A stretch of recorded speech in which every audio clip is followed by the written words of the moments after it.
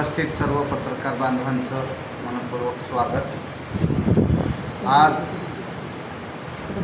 पत्रकार परिषद बोलावण्यात आली आहे, त्याचे कारण आपणाला थोडक्यात मी सांगतो। मुख्यमंत्री युवा कार्य प्रशिक्षणार्थी 1,34,000 प्रशिक्षण घेऊन आता पुन्हा 3-4 महिने झाले पुन्हा बेरोजगार झाले।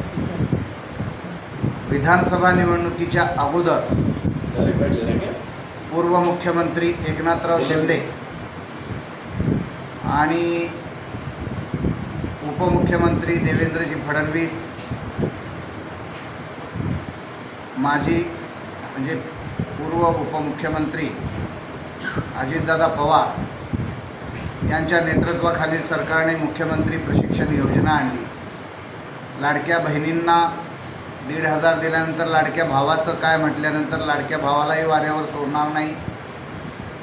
प्रतिवर्षी 10 लाख युवकांना रोजगार देणार, त्यापैकी 5 लाख युवकांना त्याच ठिकाणी कायम करणार, अशा प्रकारचं अभिवचन देऊन ही योजना आणली।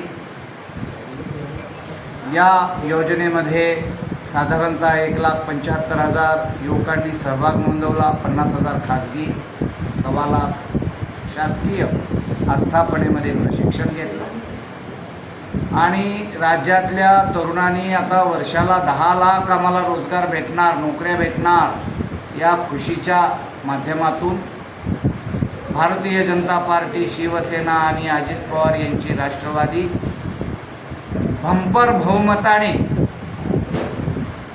विजयी झाली। 232 जागा या ठिकाणी त्यांनी मिळवल्या। विधानसभा निवडणूक झाल्यानंतर 6 महिन्याचा कार्यकाळ संपला। 6 महिन्याचा कार्यकाळ संपल्यानंतर आम्ही आंदोलनं केली, पुन्हा 5 महिन्याचं एक्सटेन्शन दिलं। 11 महिन्याचाही कार्यकाळ संपलेला आहे। आता 4 महिने झालं ते युवक आणि युवती पुन्हा बेरोजगार झालेले आहेत। अशा या बेरोजगार झालेल्या युवक आणि युवतींना कायमस्वरूपी रोजगार देण्यासाठी आम्ही विविध 19 आंदोलनं केले। शेवटचं आंदोलन आम्ही नागपूर येथे हिवाळी अधिवेशनात लोटांगण मोर्चा काढून प्रार्थना केली, लोटांगण नमस्कार घातला। त्या लोटांगण मोर्चावर गृह विभागानं लाठीचार्ज केला, आमच्या महिला भगिनींचे कपडे पाडले, अनेक इंजुऱ्या झाल्या। आमचे निखिल म्हात्रे जखमी झाले, पाय मोडला। अशा परिस्थितीमध्ये राज्यामधलं हे सरकार राज्यातल्या बेरोजगार युवकांना रोजगार देण्याच्या दृष्टीने कुठेही गंभीर दिसत नाही। 1.5 महिना झालं आझाद मैदानामध्ये आमचं पुन्हा हे आंदोलन कायमस्वरूपी रोजगाराचं मानधनात दुप्पट वाढ मिळावी याकरता चालू असून तिथे कुणी भेट दिलेलं नाही। उद्धव बाळासाहेब ठाकरे शिवसेना पक्षाचे माजी मंत्री आमदार भास्करराव जाधव साहेबांनी विधानसभेमध्ये प्रश्न उपस्थित केला आणि हा प्रश्न उपस्थित करत असताना त्यांनी सांगितलं की राज्यामधल्या लाडक्या भावांना तुम्ही रोजगार देणार होतात, ते राज्यभर वणवण भटकत आहेत।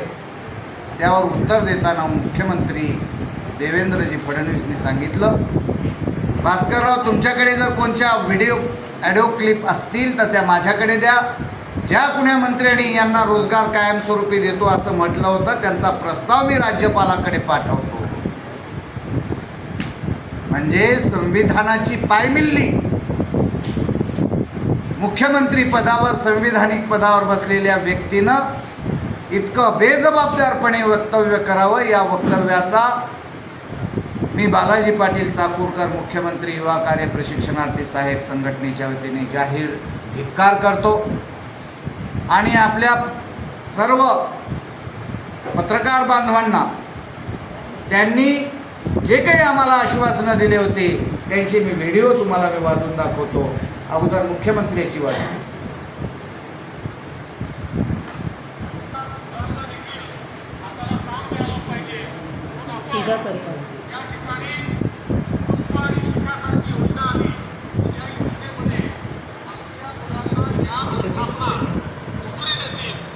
आस्थापनांना 1 वर्षापर्यंत त्या मुलांचा 10,000 रुपयापर्यंतचा पगार हा सरकार देत आहे.